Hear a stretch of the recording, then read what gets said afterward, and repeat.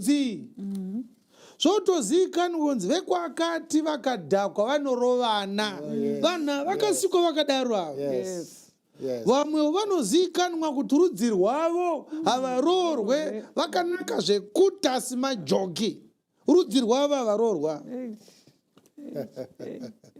Vamwe vanozivikanwa kuti vanoroora vakadzi vanovakurira, vanotukwa nekushorwa nekurohwa nevakadzi.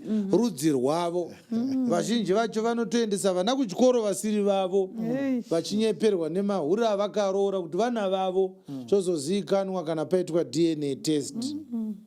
Rudzi rwavo ava havadi kushanda, vanochengetwa nevakadzi. Ndo zvakaita rudzi rwavo vese. Mukoma wacho izvezvi mukadzi wake anotengesa pamusika. Munin'ina wacho idununu akanga aita kosi yeudhokota, zvino anodzingwa nekuda kwenungu.